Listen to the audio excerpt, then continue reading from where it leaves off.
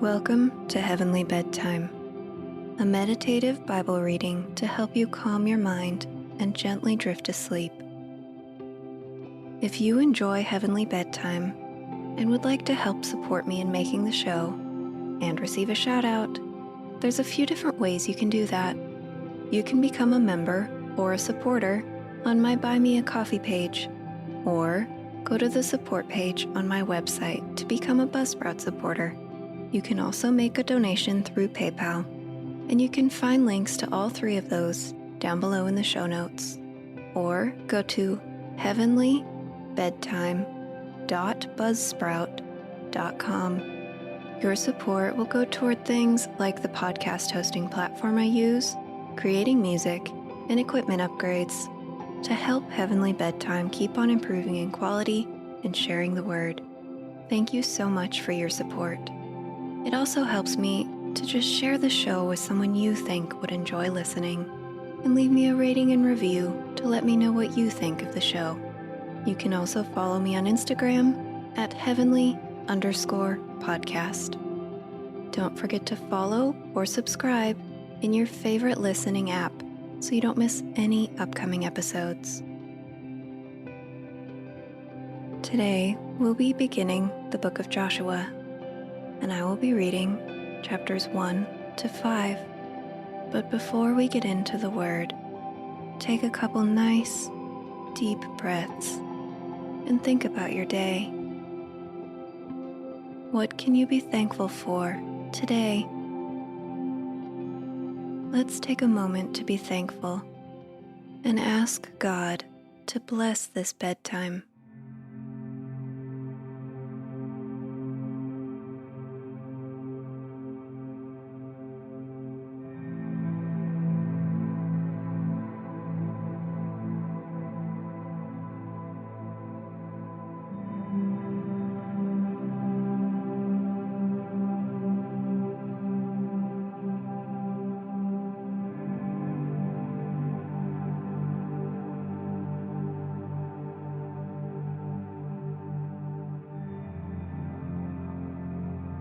After the death of Moses, the Lord's servant, the Lord spoke to Joshua, son of Nun, Moses' assistant.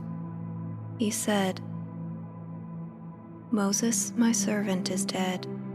Therefore, the time has come for you to lead these people, the Israelites, across the Jordan River into the land I am giving them. I promise you what I promised Moses. Wherever you set your foot, you will be on land I have given you, from the Negev wilderness in the south to the Lebanon mountains in the north, from the Euphrates River in the east to the Mediterranean Sea in the west, including all the land of the Hittites. No one will be able to stand against you as long as you live, for I will be with you as I was with Moses. I will not fail you or abandon you. Be strong and courageous, for you are the one who will lead these people to possess all the land I swore to their ancestors I would give them. Be strong and very courageous. Be careful to obey all the instructions Moses gave you. Do not deviate from them, turning either to the right or to the left. Then you will be successful in everything you do. Study this book of instruction continually. Meditate on it day and night, so you will be sure to obey everything written in it. Only then will you prosper and succeed in all you do. This is my command. Be strong and courageous. Do not be afraid or discouraged, for the Lord your God is with you wherever you go." Joshua then commanded the officers of Israel, Go through the camp and tell the people to get their provisions ready. In 3 days you will cross the Jordan River and take possession of the land the Lord your God is giving you." Then Joshua called together the tribes of Reuben, Gad, and the half-tribe of Manasseh. He told them, "Remember what Moses, the servant of the Lord, commanded you. The Lord your God is giving you a place of rest. He has given you this land. Your wives, children, and livestock may remain here in the land Moses assigned to you on the east side of the Jordan River. But your strong warriors, fully armed, must lead the other tribes across the Jordan River to help them conquer their territory. Stay with them until the Lord gives them rest, as He has given you rest, and until they, too, possess the land the Lord your God is giving them. Only then may you return and settle here on the east side of the Jordan River, in the land that Moses, the servant of the Lord, assigned to you." They answered Joshua, "We will do whatever you command us, and we will go wherever you send us. We will obey you just as we obeyed Moses. And may the Lord your God be with you as He was with Moses. Anyone who rebels against your orders and does not obey your words and everything you command will be put to death. So be strong and courageous."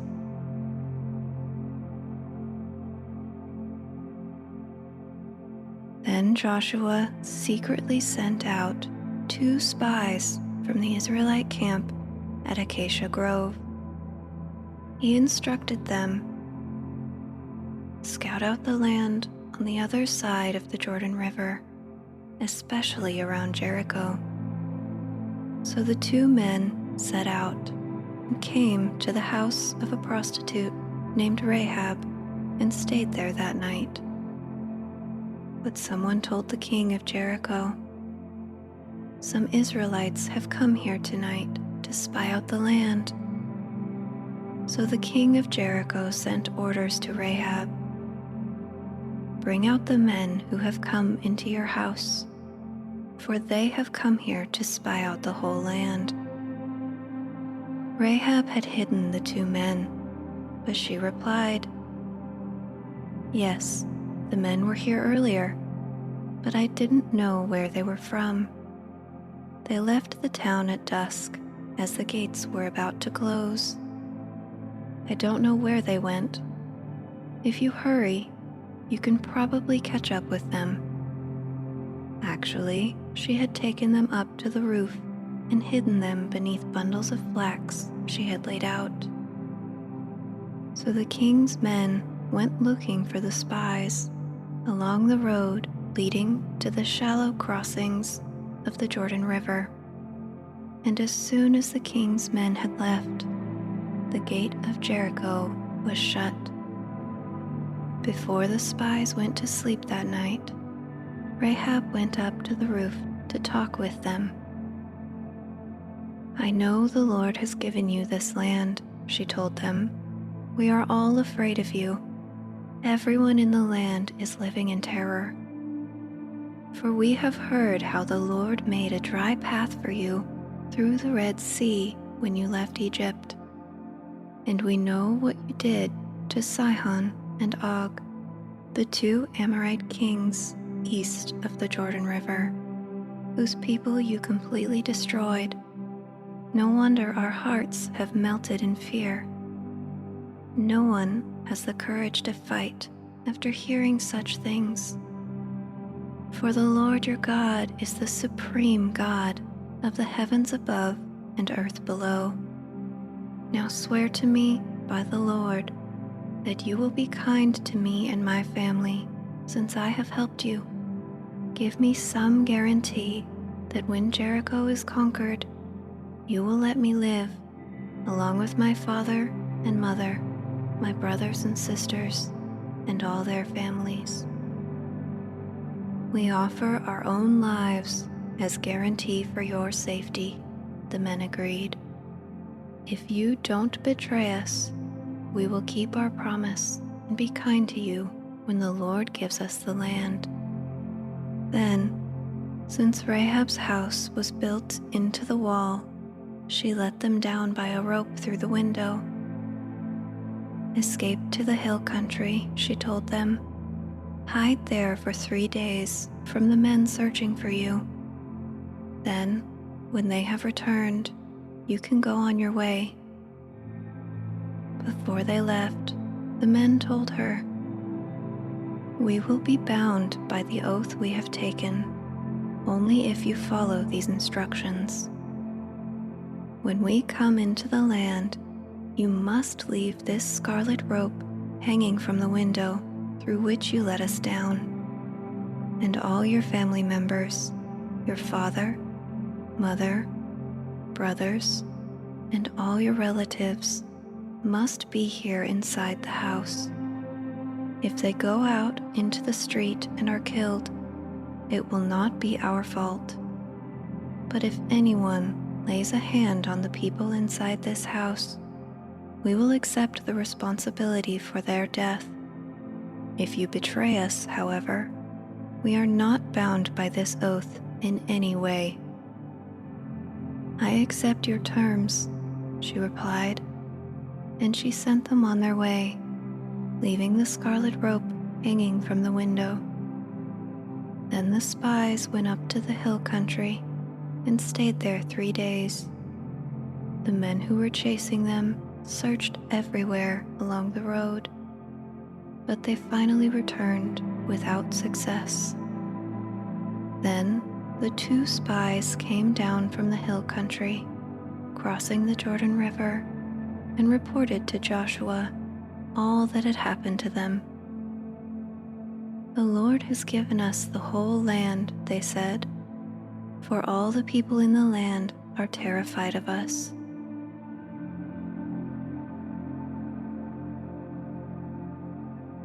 Early the next morning, Joshua and all the Israelites left Acacia Grove and arrived at the banks of the Jordan River, where they camped before crossing. 3 days later, the Israelite officers went through the camp, giving these instructions to the people. "When you see the Levitical priests carrying the Ark of the Covenant of the Lord your God, move out from your positions and follow them. Since you have never traveled this way before, they will guide you. Stay about half a mile behind them, keeping a clear distance between you and the ark. Make sure you don't come any closer." Then Joshua told the people, "Purify yourselves, for tomorrow the Lord will do great wonders among you." In the morning, Joshua said to the priests, "Lift up the Ark of the Covenant and lead the people across the river." And so they started out and went ahead of the people. The Lord told Joshua, "Today I will begin to make you a great leader in the eyes of all the Israelites. They will know that I am with you, just as I was with Moses. Give this command to the priests who carry the Ark of the Covenant. When you reach the banks of the Jordan River, take a few steps into the river and stop there." So Joshua told the Israelites, "Come and listen to what the Lord your God says. Today you will know that the living God is among you. He will surely drive out the Canaanites, Hittites, Hivites, Perizzites, Girgashites, Amorites, and Jebusites ahead of you. Look, the Ark of the Covenant which belongs to the Lord of the whole earth, will lead you across the Jordan River. Now choose 12 men from the tribes of Israel, one from each tribe. The priests will carry the ark of the Lord of all the earth. As soon as their feet touch the water, the flow of water will be cut off upstream, and the river will stand up like a wall. So the people left their camp to cross the Jordan, and the priests who were carrying the Ark of the Covenant went ahead of them. It was the harvest season, and the Jordan was overflowing its banks. But as soon as the feet of the priests who were carrying the ark touched the water at the river's edge, the water above that point began backing up a great distance away at a town called Adam, which is near Zarethan, and the water below that point flowed on to the Dead Sea until the riverbed was dry. Then all the people crossed over near the town of Jericho. Meanwhile, the priests who were carrying the Ark of the Lord's covenant stood on dry ground in the middle of the riverbed as the people passed by. They waited there until the whole nation of Israel had crossed the Jordan on dry ground.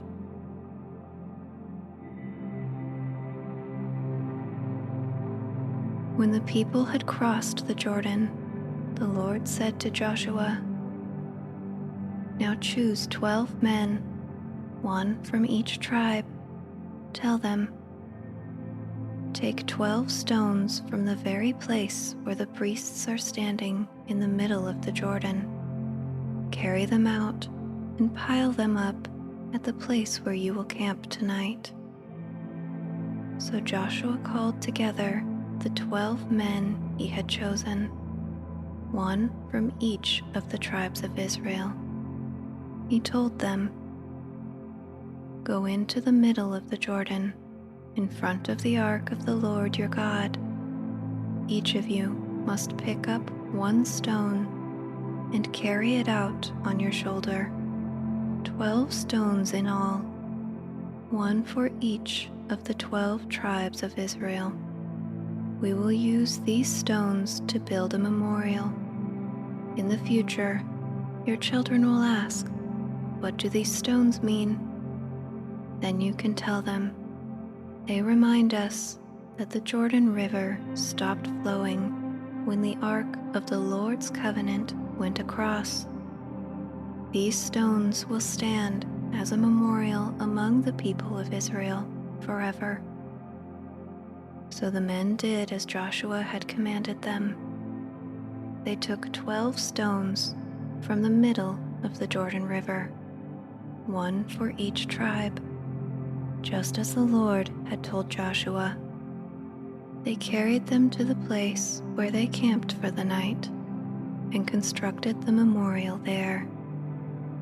Joshua also set up another pile of 12 stones in the middle of the Jordan River, at the place where the priests who carried the Ark of the Covenant were standing, and there they are to this day. The priests who were carrying the Ark stood in the middle of the river until all of the Lord's commands that Moses had given to Joshua were carried out. Meanwhile, the people hurried across the riverbed, and when everyone was safely on the other side, the priests crossed over with the ark of the Lord as the people watched. The armed warriors of the tribes of Reuben, Gad, and the half-tribe of Manasseh led the Israelites across the Jordan, just as Moses had directed. These armed men, about 40,000 strong, were ready for battle, and the Lord was with them as they crossed over to the plains of Jericho. That day, The Lord made Joshua a great leader in the eyes of all the Israelites. For the rest of his life, they revered him as much as they had revered Moses. The Lord had said to Joshua, "Command the priests carrying the Ark of the Covenant to come up out of the riverbed." So Joshua gave the command. As soon as the priests carrying the Ark of the Lord's Covenant came up out of the riverbed, and their feet were on high ground, the water of the Jordan returned and overflowed its banks as before. The people crossed the Jordan on the 10th day of the first month. Then they camped at Gilgal, just east of Jericho. It was there at Gilgal that Joshua piled up the 12 stones taken from the Jordan River. Then Joshua said to the Israelites, "In the future, your children will ask, 'What do these stones mean?' Then you can tell them, 'This is where the Israelites crossed the Jordan on dry ground, where the Lord your God dried up the river right before your eyes, and he kept it dry until you were all across, just as he did at the Red Sea when he dried it up until we had all crossed over. He did this so that all the nations of the earth might know that the Lord's hand is powerful, and so you might fear the Lord your God forever."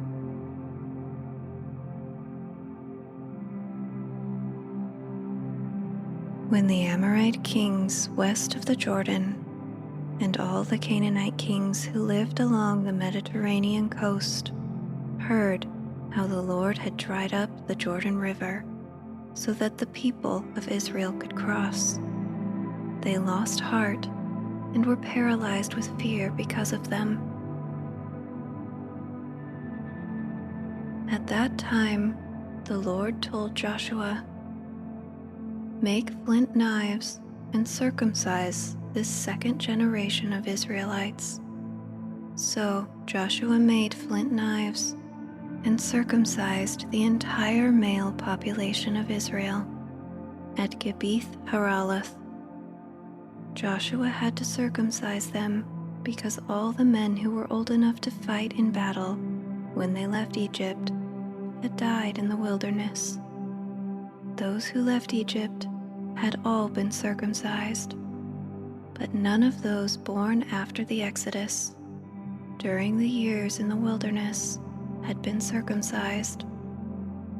The Israelites had traveled in the wilderness for 40 years, until all the men who were old enough to fight in battle when they left Egypt had died, for they had disobeyed the Lord, and the Lord vowed he would not let them enter the land he had sworn to give us, a land flowing with milk and honey.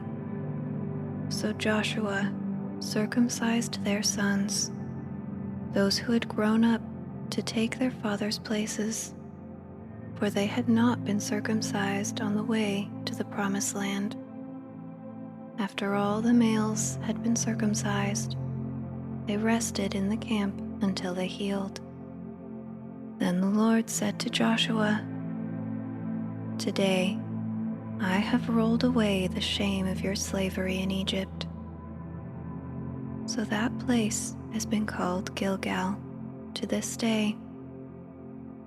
When the Israelites were camped at Gilgal on the plains of Jericho, they celebrated Passover on the evening of the 14th day of the first month.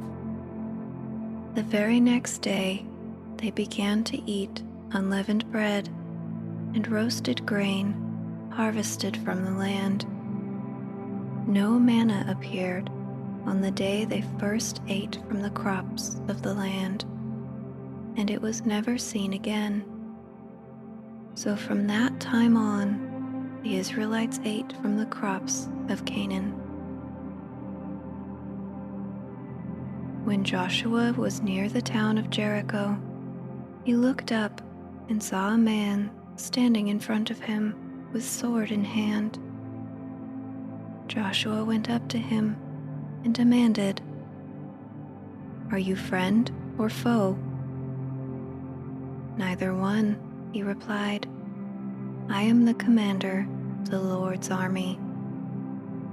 After this, Joshua fell with his face to the ground in reverence. "I am at your command," Joshua said. "What do you want your servant to do?" The commander of the Lord's army replied, "Take off your sandals, for the place where you are standing is holy." And Joshua did as he was told.